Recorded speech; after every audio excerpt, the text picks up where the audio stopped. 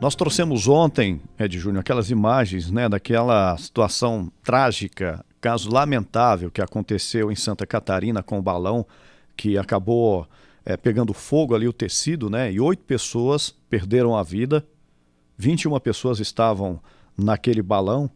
E no último dia 15 de junho também teve um acidente aqui no estado de São Paulo com balão, onde uma moça perdeu a vida em Boituva, onde é tradicional também esse tipo de atividade. E a Joyce DeWitt localizou um casal de américo-brasiliense, que a informação, Joyce, que chega aqui na nossa redação, que esse casal estava em Boituva no dia que esse acidente aconteceu, Joyce DeWitt. Isso mesmo, viu, Chico? A gente vai falar agora com a Amanda Joaquim e o Gustavo Scarpa, né, que estavam ali justamente no balão onde aconteceu o acidente e que acabou vitimando aí uma mulher. E a gente vai conversar com eles para poder entender o que aconteceu, como foi a dinâmica desse acidente, né, e também qual foi a sensação de vocês estando nessa situação. Amanda, explica pra gente então como que aconteceu. Vocês notaram que tinha algo diferente? Se realmente teve algo diferente ou foi uma fatalidade pontual? Assim, desde o começo, não tinha nada diferente, o voo estava tranquilo, não tinha vento lá em cima, foi mais na hora de aterrissar mesmo, que teve aquele impacto bem forte. Ali muita gente se machucou, muita gente já gritando, chorando, notaram que tinha caído 2 pessoas, então foi bem assustador. E você, Gustavo, acabou percebendo, né, alguma coisa também? Ou também estava sentindo tranquilo ali o passeio? Se vocês já fizeram, né, algum passeio antes, já sabiam como funcionava todo o trâmite? A gente já foi há 1 ano e meio atrás, a gente já tentou fazer, mas naquela outra tentativa a gente não conseguiu até por conta dos ventos, né? Que quando venta bastante, eles assim cancelam o voo, devolvem o dinheiro que você já tinha pago, tudo. Mas dessa vez a gente percebeu mesmo porque quando estava tendo um festival lá, tem bastante voo. E a gente percebeu que tinha pouco, porque depois a gente ficou sabendo que algumas empresas cancelaram por conta do vento mesmo, que é meio arriscado, é perigoso na hora do pouso. Mas até então a gente, como nunca tinha dado, já achou tudo normal. Tava assim, o voo foi tranquilo, vamos por volta assim de uns 30 minutos, muito tranquilo. Na hora de descer mesmo, que a gente percebeu que ele desceu um pouco rápido e não desceu no lugar que ele estava planejando descer, que foi no meio de um pomar de laranja. Mas até então estava tudo bem. E durante essa descida, onde aconteceu ali, né, esse problema, onde caiu, muitas pessoas se machucaram, vocês tiveram orientação ali dentro do que fazer? Como que foi nesse momento? Não, porque até ele levou a cabeça, bateu a boca, ele ficou até meio, perdeu o óculos, ai que virou tudo muita dor. Mas ele pediu para todo mundo ficar calmo e subiu o voo de novo. Vocês tiveram ferimentos leves, né? Qual que foi a sensação? Foi desesperador? Isso, né? A gente ficou, mas assim, porque a gente estava com a nossa filha de 12 anos ali, eu acho que acredito que ela era a mais fragilizada ali dentro. Outras pessoas teve ferimento grave, mas a gente, assim, graças a Deus, assim, saímos só com algumas escoriações, assim, uma pancada, mas, assim, outras pessoas já não tiveram a mesma sorte. Bom, Chico, como a gente disse, então, o casal estava no mesmo balão em que aquela mulher acabou ali morrendo devido à queda, né? Mas eles estavam explicando aqui que ela saiu de lá ainda com vida, foi socorrida com vida e depois, né, que acabou aí constatando esse óbito. Se vocês tiverem algum questionamento aí da bancada.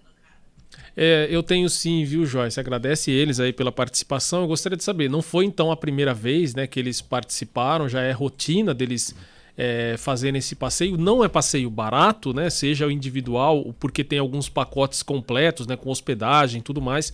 Mas a questão que eu gostaria de saber é essa orientação, né? Porque por mais que seja 400, 500 reais o voo, porque eu estava dando uma conferida aqui, valores iniciais, mas esse suporte, né, anterior com relação a alguma coisa que saia fora do padrão, né, com questão de segurança e tudo mais, é bem escasso, né, bem pequeno pelo que eu entendi, né, Joyce? Antes de vocês entrarem no passeio, né, começarem ali o passeio de balão, existe ali a orientação do que fazer caso isso aconteça? Como que é essa questão? Não, Orientação sobre uma queda, não. Não, a única coisa que ele explica pra gente segurar nos pegador que tem por dentro e agachar. Só isso. Ô, Joyce, agradece eles, né? Mas, assim, eu gostaria de saber se eles foram orientados pela empresa, né, que pratica o balonismo, que esportes como balonismo, parapente, paraquedas, enfim, são esportes de riscos muito elevados.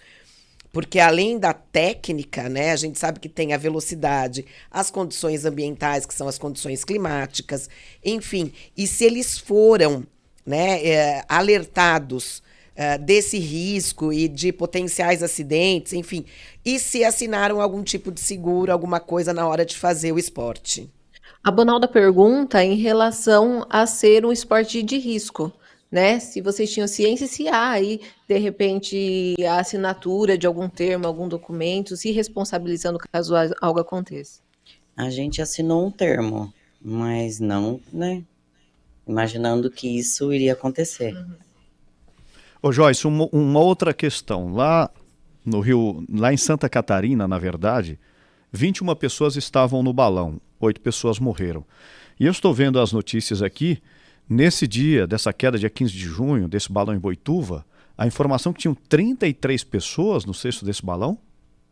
Vocês sabem quantas pessoas tinha ali no cesto do balão? Realmente era 33? Era mais, era menos?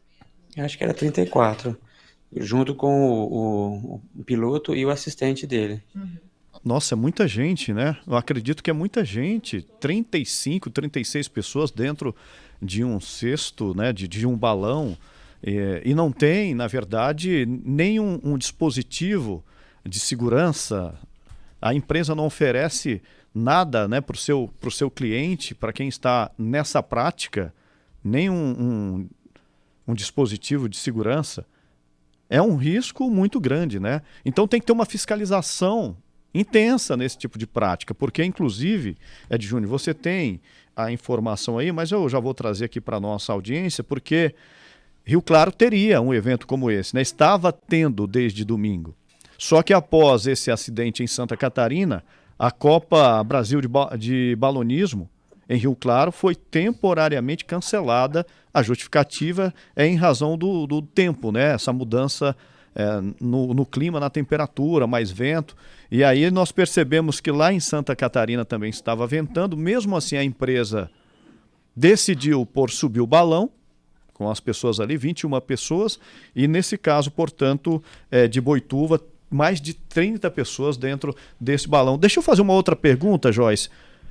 Ficou trauma? O que eles pensam hoje em razão disso? Depois de estarem nessa atividade, onde um acidente aconteceu, uma pessoa perdeu a vida, eles ainda pensam em praticar novamente essa atividade? Chico pergunta se após tudo que aconteceu, ficou algum trauma, se vocês pensam ainda em voltar a fazer outros passeios de balão, né? Ou outros esportes aí radicais. Não faria. Eu não fiquei com nenhum trauma, mas por conta dela e da minha menina, inclusive a gente já tá querendo fazer uma viagem no começo do ano agora, de avião, elas já não estão querendo fazer mais, mas eu não fiquei, não. Chico? Joyce, eu agradeço, viu? Se os colegas aqui da bancada não tiverem mais perguntas, pode... Pergunta não tenho, Chico, mas você Então, fez... Joyce, pode agradecer, viu, o casal, e felizmente eles estão aqui para contar a história, porque lá em Santa Catarina, 8 pessoas não tiveram a mesma sorte, nesse caso também em Boituva.